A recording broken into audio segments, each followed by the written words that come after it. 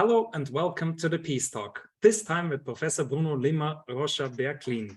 He studied journalism and political science in Brazil, and currently he is a columnist at the Monitor de Oriente, Medio, and professor at the University São Francisco de Assis in Porto Alegre, also Brazil. Furthermore, he is the editor of Estrategia e Análise. There one can find articles in English, Spanish, and also in Portuguese. Dear Bruno, I thank you very much for your time, and I'm looking very much forward for your analysis, and thank you very much for being here. No, I'm glad to be here. Thank you for the invitation. And if sometimes my English goes quite bad, it's because I'm talking too much in Spanish, and sometimes my words are falling apart, but I'll do my best. Then we can switch to Portuguese. Eu aprende pouco? No problem, no problem. Okay, perfect. Okay, so first of all, I want to ask you, what did motivate you personally to study? Did you have any academic role models? It's about myself. Well, no academic role model. My mother is a journalist, and already she has been very active in the, I would say, the merchandising marketplace and being a workforce for some companies. I come from a middle-class family from mother and father branch. My father family comes from Lebanon, as 60 million Arab Brazilians that we are, but I did have no model inside my family. I started being interested in politics since I was 10 years old. And then I was very interested in leftist ideological tendencies. And when I was 13 years old, I converted myself alone to Anarchism. So the profession of being academic or trying to be a professor in Latin America or in Brazil, it was not the first option. I've been only graduated when I was 30 years old, and I've been dedicating myself 24 hours per 7 days a week for 5 years, being on the road between Argentina, Uruguay, and Brazil during the 90s, helping our line to be spread in Brazil. So it was a necessity, not I would say, not an option, or not having many virtuals or many, I would say so, many ways to be an academic, because the powers that be inside the university and myself, we are always arguing, always fighting. And I've learned from the last 25 years that as more discussions you win, as more doors you close. So it is not fair to be an academic, at least in Brazil, in a patrimonialist tradition. I understand you, yes. So let us jump right into the research, into the current political analysis and situation in Brazil.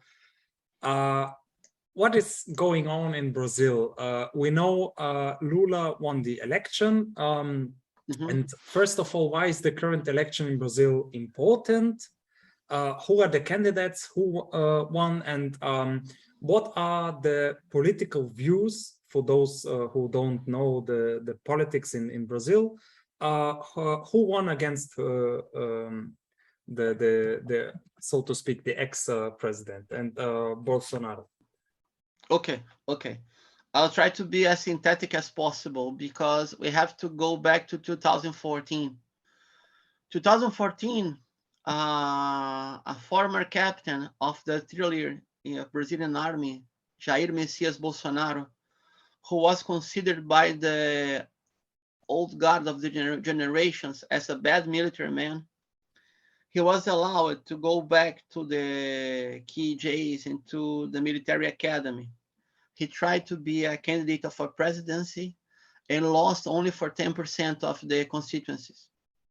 They've gone to a convention. He has been changing parties he's now in the 10th party of him. He was then in a party who used to be a split of the civil branch who supported the military dictatorship. He lost the convention for only 10% of the votes, and he was allowed from the general who was by this time the commander of the military academy in Brazil to do political campaign inside the KGs, inside the military forts. It was something new for the armed forces after the redemocratization, because liberal democracy came back in Brazil with full force in March 1985. So Bolsonaro is he's the center of a new ultra right-wing tropical tendency, I would say so. We can see inside the Bolsonaro's umbrella from neo-Nazis from the south of Brazil, because we must understand this, the south part of Brazil. Now I'm in the southern state, Rio Grande do Sul. Then we have Santa Catarina, then we have Paraná. In Santa Catarina, for example, is the only state of the 26 states in Brazil, plus the district capital, the DC of Brazil, that the majority of the immigrants come from Germany. But they don't come from Germany. They come from Deutschland before the unification of the Prussian and because the unification of Bismarck. But the ignorance of these guys are so big that they consider themselves Germans. Bolsonaro comes from an Oriundi family from Italy, but they came to Brazil just after the unification. And in the south of Brazil, the whole, I would say, the big mass of immigration from Italy, they came to the south of Brazil before the Unità Italiana, before the unification commanded by Giuseppe Garibaldi and Mazzini. But they are very ignorant. They don't understand nothing of this. So they consider themselves more Euro-Brazilians than Brazilians. This is a tendency of white supremacists in Brazil. The other tendency is neo-fascism. The other tendency is the ultra neoliberals that try to apply in Brazil the Pinochet wing. The other tendencies are more modern and more connected to the Trumpism. And the powers that be beside those social forces are the militaries, because since 2014, they allowed Bolsonaro to do campaign. They allowed Bolsonaro to be, they allowed their generals in the active force, not in the reserve, in the active force, to be part of the Michel Temer government, who was a kind of coup d'etat through the parliament. And then they allowed their generals to be ministers and also vice presidents of Bolsonaro. So now we do have in Brazil, in the last 2 months of Bolsonaro government, almost 11,000 people coming from the military forces, from the active, from the reserve, and from their family ties. This is too big. We know in Latin America that most of the times, when the militaries, they are not nationalists, or they are not third world tendency, or they are not against the US empire projecting force over Latin America, that they prefer to go on politics than to be professionals. This is a tendency in Latin America. If you have the other side of the coin, you will see some military nationalism, anti-imperialist forces that ends up as an authoritarian regime. Besides being anti-imperialist, I must recognize this contradiction. For example, the Peruvian way from 1968 until 1975, or the Panama way with Omar Torrijos before the US exploded up his airplane. We have several examples in Latin America of military nationalism, with an anti-imperialist position. But in Brazil, since I would say 1966, just after 2 years after the coup d'etat of 1964, the armed forces, they vanished up inside, they cleaned up inside all the other political tendencies, only assuming the military party, with two branches. One was called the Sorbonne, and the other was called the Tigers. And they fought against themselves, and they were quite nationalist and pro-Western society, or Western Hemisphere. What we do have with Bolsonaro is a speech trying to allow or making more, I would say, I'm trying to find the words, more legitimate, the Tigers, who were the military professionals and the social connections, that the civil connection that was the first line of the inner repression, of the dirty war inside Brazil. So Bolsonaro is an umbrella of the whole scumbag of this society, including paramilitaries, military, unofficial military policemen forces that we call militias in Rio. It is more close. Rio now is more close to what used to be Colombia during Uribe government, for example. Okay, if you go to the Amazon region, you will see support from the Bolsonaro administration for the political economy of the crime, of the anti-nature crime, anti-bioma crime, for example. So this whole umbrella was spread out, has been spread out since he lost the election. But as long as he received 59 million votes, it would be more pragmatic to establish that at least 1/5 of this force is more aligned to the ultra right-wing positions. And almost half of this society force would allow a coup d'etat from the militaries. This is a lot of people. It would be 26 million people applauding the military coup d'etat. From the other side, I would say that we had a salvation political front, because Lula himself, hardly we would consider him a social democrat, taking the reference from the European politics. Okay, and his party, PT, is the biggest social democratic party in all Latin America. They have an alliance for the first round with 9 more parties, and then to the second round with 3 more. And now to have the majority inside parliament, they would be a front of 15 parties.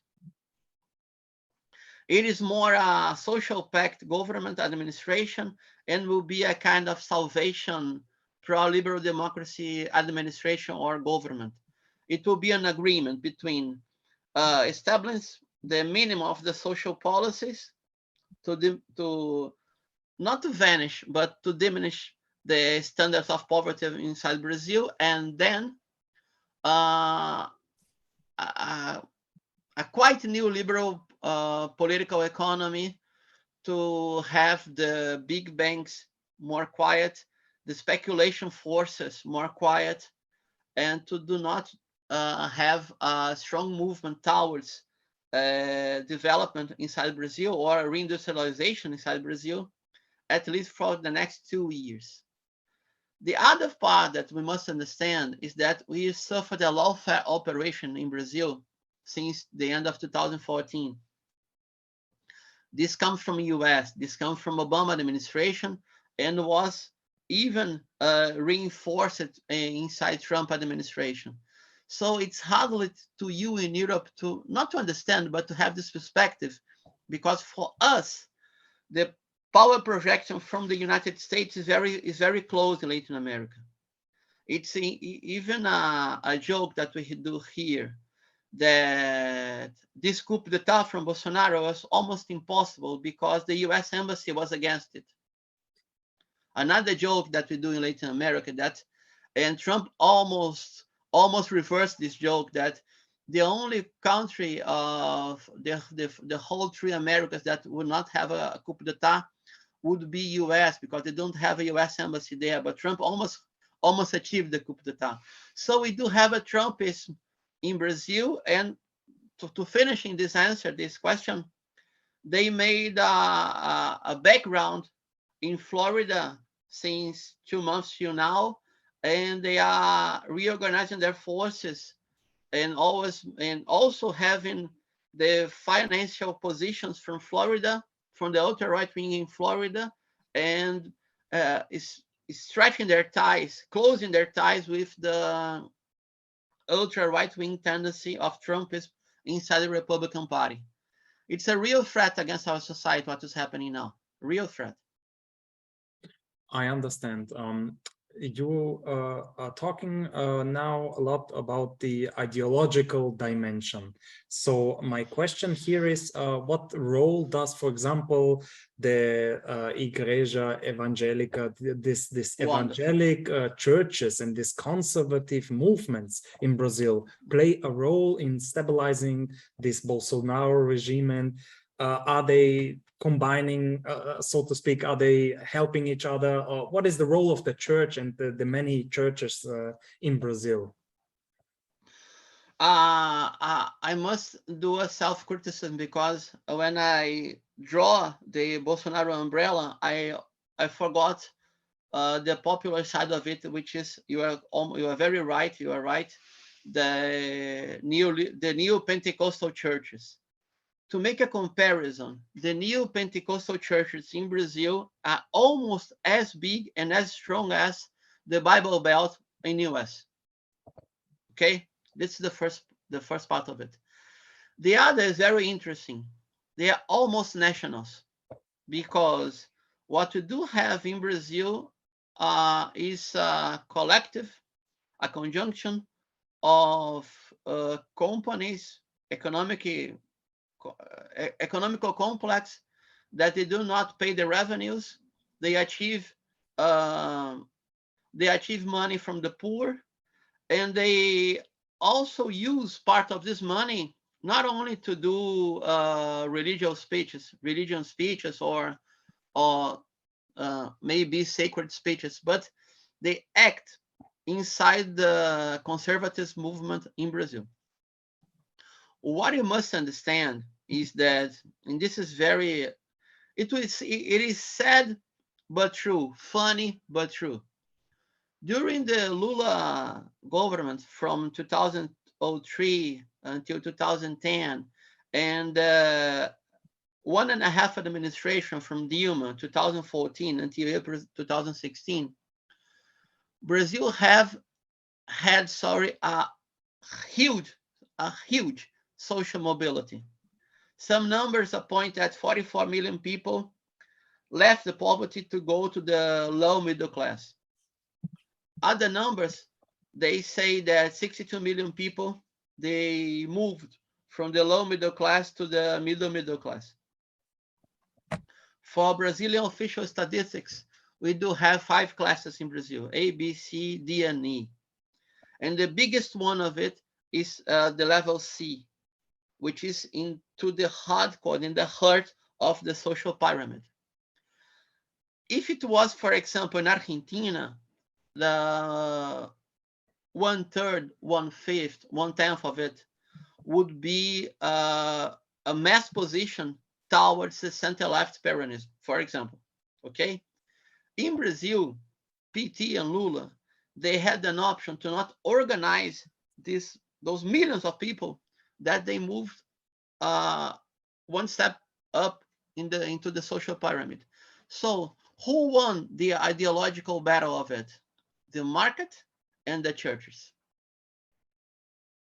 So the Neo-Pentecostals churches, they were all favored from the social politics and economic politics from the center left, but they moved toward the right wing ideologically and as a tool for social organization. The other thing that you must understand is that the left in Latin America is very connected very connected to what is already called, but was very strong from the late 60s until 70s and 80s, the theology of liberation. Okay, and year by year, day by day, the Catholic Church and this progressive branch has been becoming more weak. And also the Catholic Church, they moved toward the Neo-Pentecostal rituals to try to gain a part of it as their followers. So during the 21st century, the Neo-Pentecostal has been as strong as possible in all of our countries. But in Brazil, and as a result of the Lula economic policies, they moved up in 10%. So I would say that they do have 30 to 35% of the votes in Brazil. They are not unified. I would say that they had at least 7 companies that fight against each other to lead this market of votes and souls. But they had a unified behavior in 2018, the election that was threatened by the military to have a coup d'etat if Bolsonaro did not win. This is the reality. And they moved as a unified position, almost, I would say, 90% of the forces to support social conservatism and Bolsonaro. So we have a challenge in this society. I would not say to de-Nazify the society like Western Germany after the Second World War, but to go again to the grassroots organizations and at least have a progressive speech with them or a progressive position with them. Very interesting what you're saying, and Brazil is in this kind very unique. Let's talk about the structural dimension of Brazil. For example, Maristela Sampa, Daniela Andrade, and many other scholars try to grasp, to analyze the Neo-Extractivism. They call it extractivism, Neo-Extractivism. They try to show the dependency on world market, on interconnecting all the states, globalization, and so on and so forth. So Brazil is a resource-rich country and sells the resources to the world economy, to the world market. So that is leading us to an interesting phenomenon that the rich are getting richer, but on the same time, the state can distribute more because of this extractivism, because of this system. So what role plays neo-extractivism? And maybe another question is, what can or will, under Lula, play this neo-extractivism? Can he change the system? Does he even try to change it, to make it more progressive, or will we see more of the same? This is one of the big questions of the new Lula administration. I must go step by step, okay? Because Lula, during his 8 years, and then Dilma during his 6.5 years, they were not against, both of them, they were not against agribusiness, and they were not against extractivism, and they almost were, both of them, were almost just like pro-market, talking about the agriculture and the rural side and against the biomes. I would say so. But things has changed. For example, we must separate. Brazil has been assaulted. Brazil has been stolen from our oil richness and the oil industry. The lawfare operation against this country was almost to stole Petrobras and the reservoir of oil that we have in the deep ocean. So this will be back, okay? The other part that may be a change now is that we almost have all the agricultural land that we need to be the third, the second, sometimes the first worldwide food producer. But the dependency on it is in the heart of this value chain. For example, Brazil is not sovereign and not independent in fertilizers. This is a gap. So will Lula try to establish some industries of fertilizers or not? Because the petrochemical branch of oil industry is a national position, a national goal since the late 70s. The other possibility, will Brazil try to go further in renewable resources of energy or not? One thing, one position of Lula, I must have some strong belief, because he declared it so many times. He will reinforce the fiscalization and the repression on the bioma crime, on the anti-nature crime. This will happen.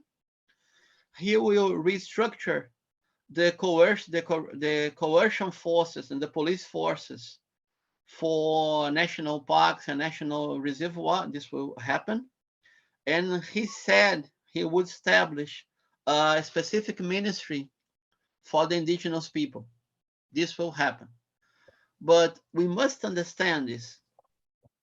During the 80s, the industrial branch of our economy, it was about 22 to 25% of the inner revenue and the inner richness. Now it's not even 10%. So to reindustrialize the country must go for renewable resources and for a kind of Green New Deal. It's the only way to try to close this gap from the last 40 years. The only way. Lula will not be a nature defender like what some parts of Brazil would like to be, or even Europeans would like to see him like this. But at least the crime tendencies, the criminal tendencies from Bolsonaro will be stopped. And they are very concerned about preserving the biomas as a form of creating richness for the future. This is what maybe will come. Okay. I understand. And we saw an interesting phenomenon in this election. Despite Bolsonaro losing the election, he got more votes than in the last one, if I am correct. And this shows his big support. I believe 800,000 or 900,000 more votes. I don't remember the exact number, but it was a huge number. So this is telling a quite tragic story. Now my question is, what is the role of the military, which, as you mentioned, occupy thousands of public servant positions and so on and so forth. And these people are still in the position. So can Lula change something about it, or is Bolsonaro even with one foot in the door, as you understand? Because you cannot get rid of all these public servants and all the institutions and the military, and maybe there are people ahead of or above Bolsonaro in the military. Maybe they are still in charge of some branches of military or yeah. So this is also an important question. Okay. This is a very delicate situation, very delicate, because it is not plausible to expect the military to go toward the coup d'etat, but it's plausible to see the military as a source of political instability. They are very used to do this. They are doing this since 2014 because Brazil approved since 1979 an amnesty for the war criminals in Brazil from the dirty wars. Almost all Latin American countries in a partially position, often a whole position, sorry, they punished the military that committed crimes during the dictatorships. Brazil did not punish not even one. So during the first Dilma administration, she tried to create the Truth Committee. And the Truth Committee even appointed to the history memoir or the history memories the crimes that they committed. And they started psychological operations from the grassroots of our society, connecting to some conservatism and surfing the way or surfing the waves of the new social media. Because when Lula got in power in 2003, the internet in Brazil was almost for content, was almost for text and speeches and debate. When Dilma left, the internet in Brazil was almost videos and the social media. Why is that important? Because, well, very delicate. Brazil has a tradition of being a laboratory for psychological operation from the militaries. And they are very, they have expertise on it, okay? It's, now it's fashionable to say about the hybrid warfare, but in their manuals, they say psychological warfare for the psychosocial level. And they are operating the psychosocial level since 8 years till now. Nothing is indicating that they will not going forward on this kind of operation. For example, the tens of thousands of hardcore civilians with ultra-right-wing position that are camping in front of forts, of military forts, asking them to do the coup d'etat. This is also a maneuver because when they say we're not going to do a coup d'etat, they play the good cop and the civilians play the bad cop. They know how to do it. What they don't know how to do is to defend the land, defend the country, and to oppose the Western and the imperialist interests in Brazil. This is what they don't know how to do, and they don't want to do this.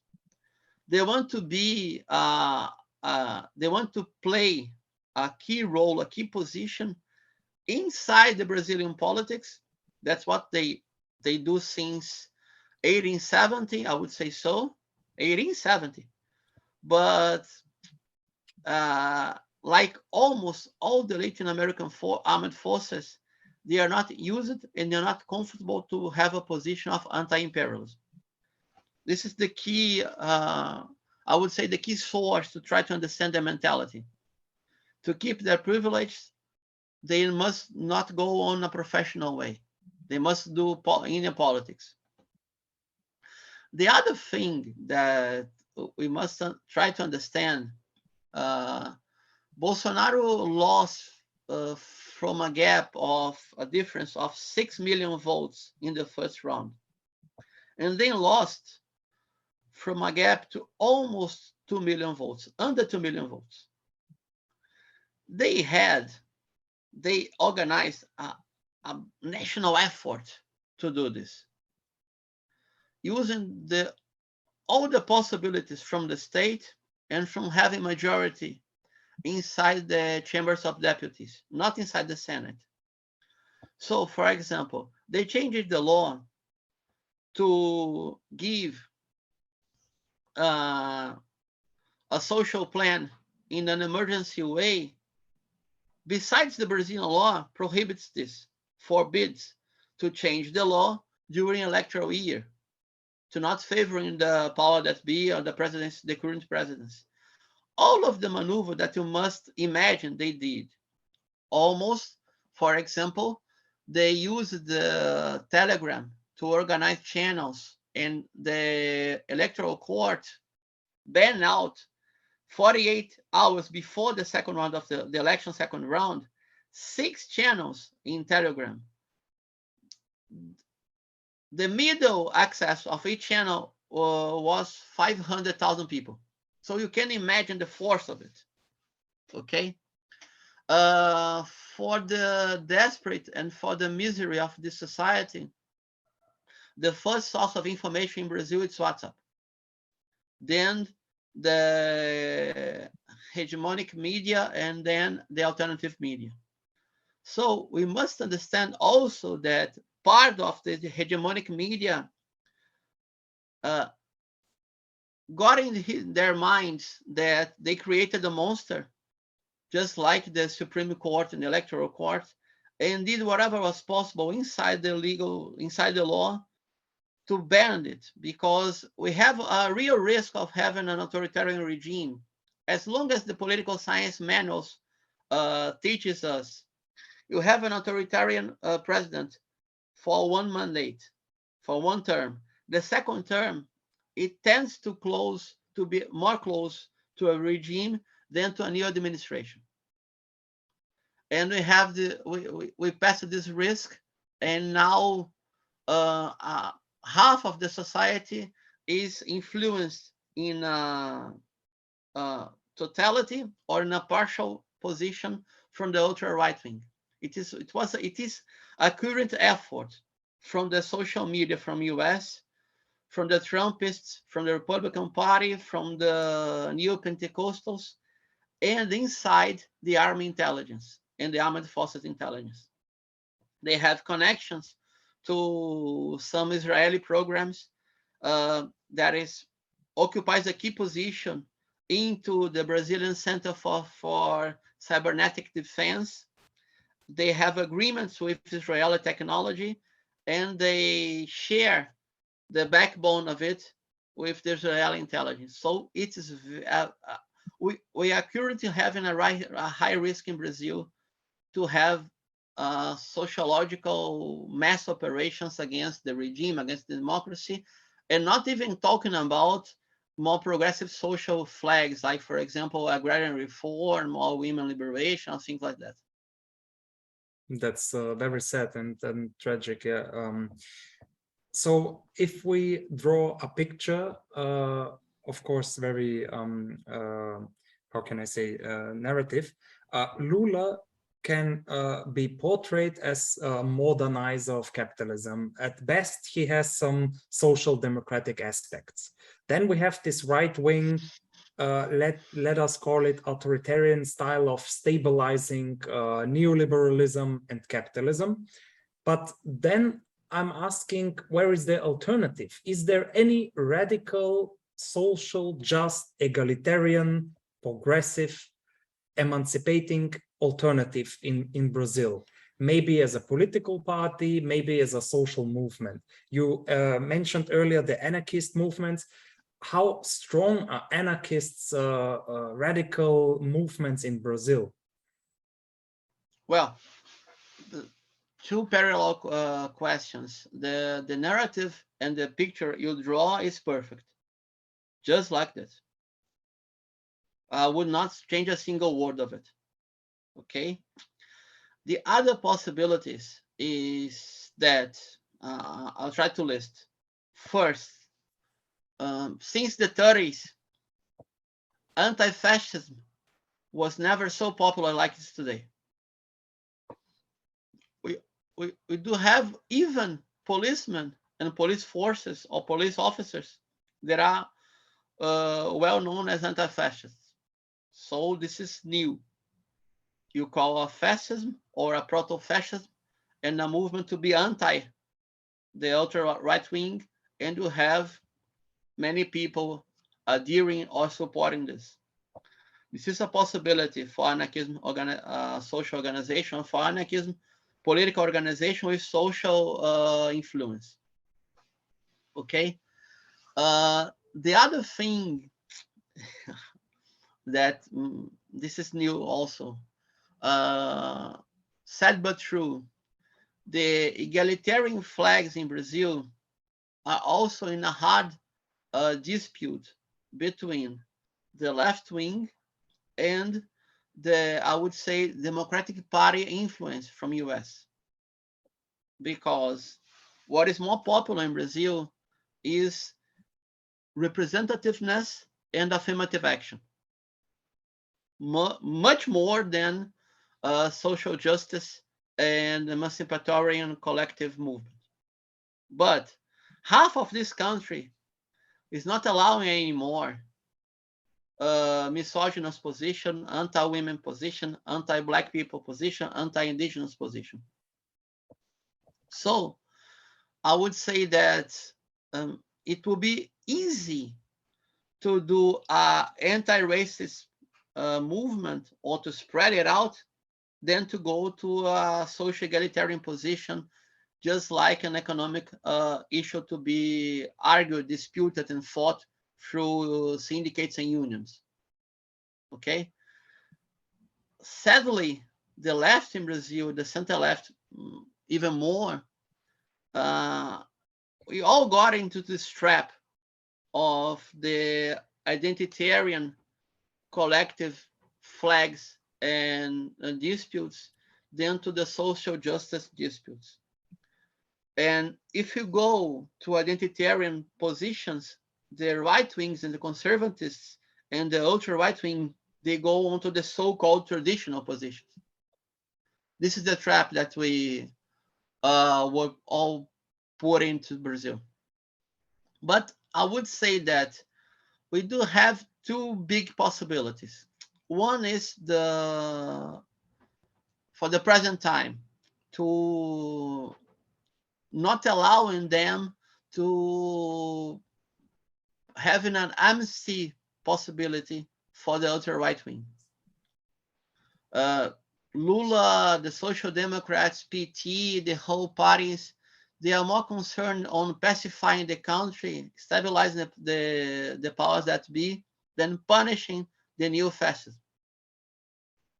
Just to having some numbers, Bolsonaro is accused to committing a health crime against 400,000 deaths that would be avoided if he had scientific positions during the pandemic and not incentivizing people to buy drugs that do not fit for nothing because they were not scientific proven to be effective. Just like what Trump did. They emulate Trump all the time. So if we can have social pressure to punish them, it will be a signal to not reinforce this nightmare in 2 years or in 4 years. The other thing is that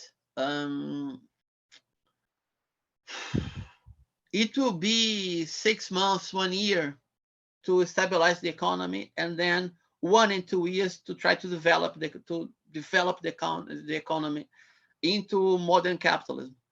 This will be the chance to be more social organized and to pressure them to achieve more rights. But not being so optimistic, I would say that today and for the next 6 months, it's more easy to fight against the neo-fascists than to having social advances.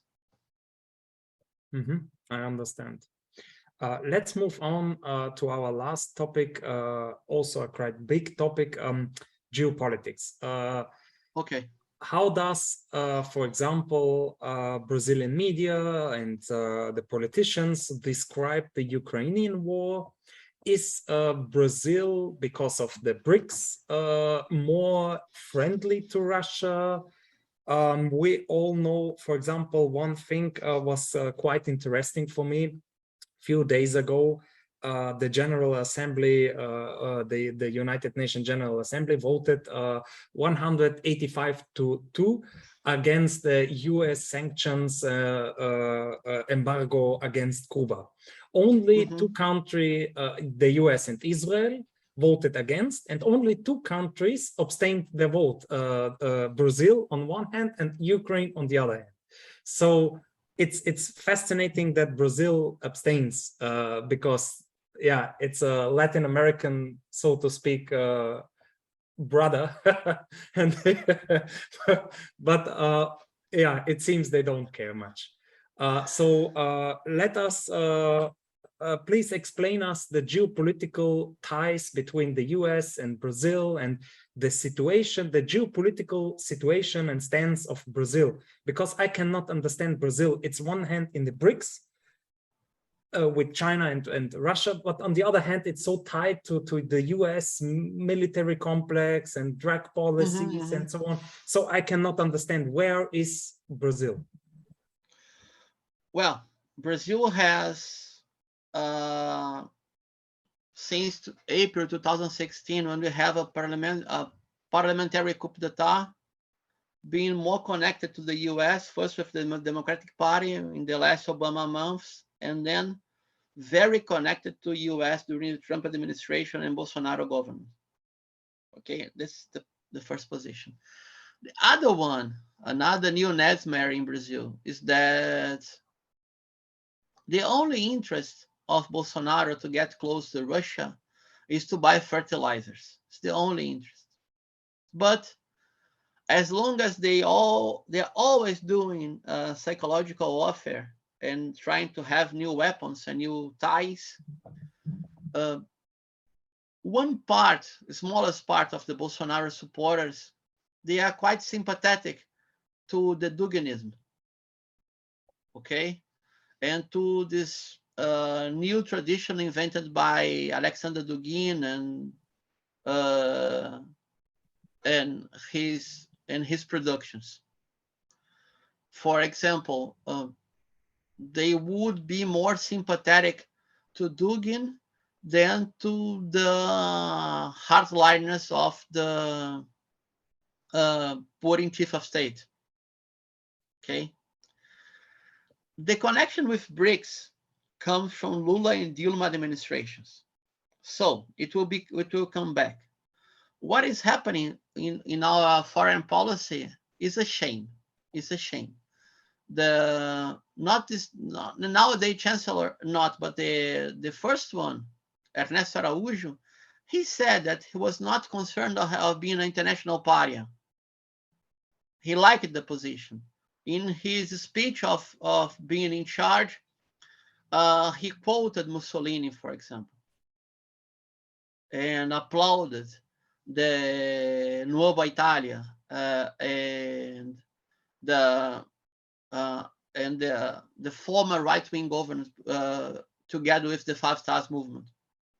Now they applauded Giorgia Meloni before she's saying that she will not give up the European Union, for example. It's very rare to understand. They like to see Western Hemisphere an authoritarian position. If they see this in some movements, they will try to get close to it. But the good news, or at least the right information, is that inside the foreign policy ministry, we have a professional bureaucracy. And the historical position of Brazil is to be very pragmatic. I won't lie about it, very pragmatic. So it will be concerned to try to be a diplomatic actor. For example, reinforcing peace talks on the Russian-Ukrainian war, but also reinforcing that the Minsk agreements must come back. Not even supporting a NATO solution. But the first goal is to open the Dardanelles and the Bosphorus Strait, and to not allowing the grains to have the prices up, and to buy more fertilizers.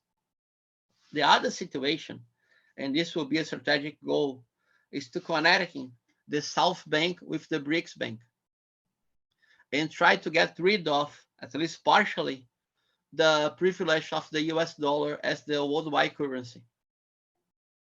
This is a strategic goal. That we're almost doing this in between 2011 and 2013. Then we had the coup d'etat in 2016. Okay, but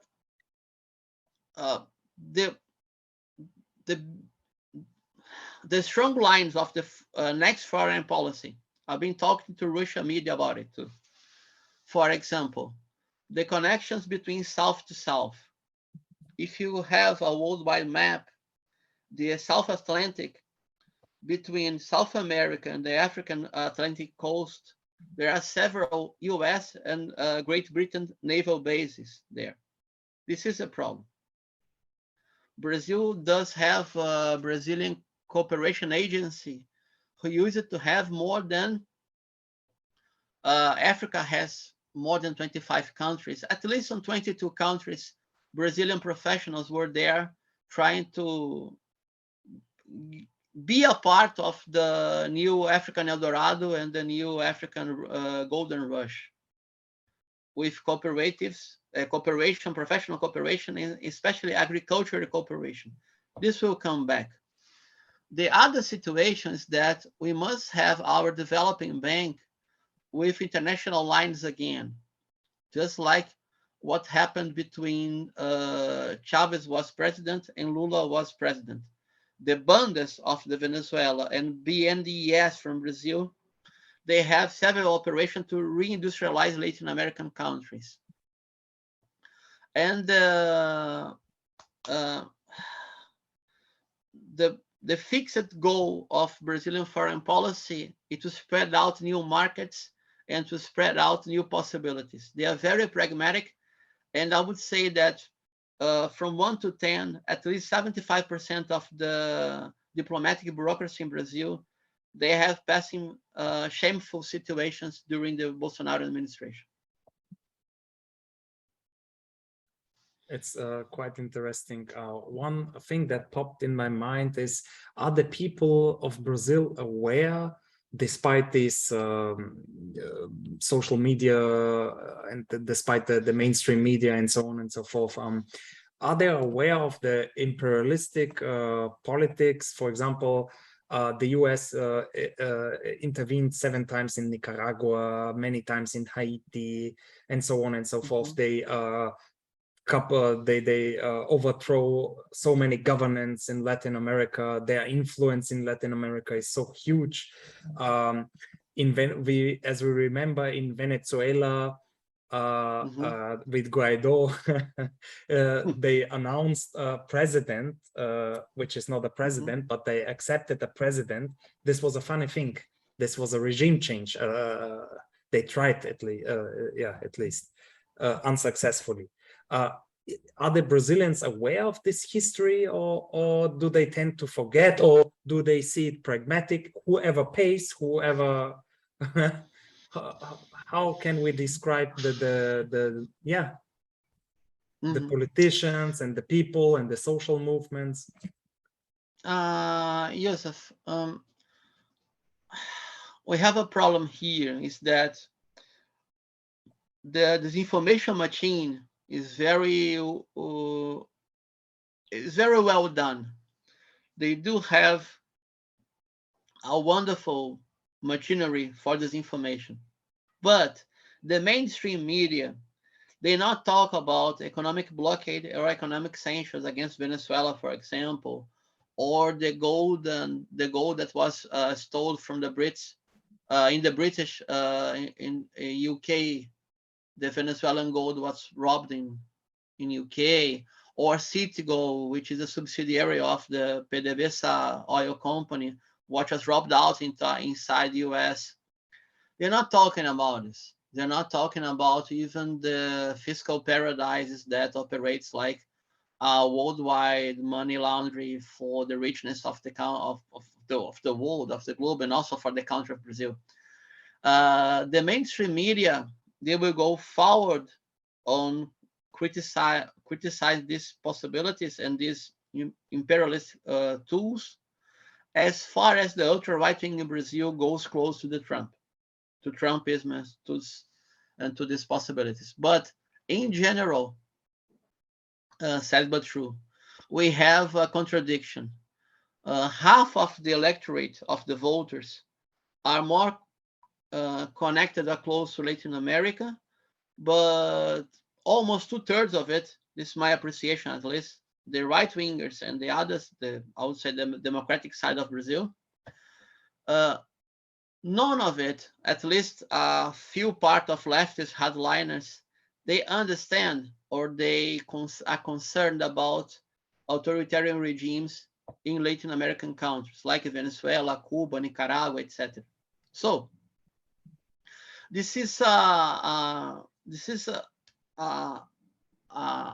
cornerstone possibility. If you defend Venezuela, they accuse you to defend Maduro's regime. If you defend Cuba, they accuse you to defend the unique party regime. If you defend Nicaragua, they accuse you to be Orteguista, for example.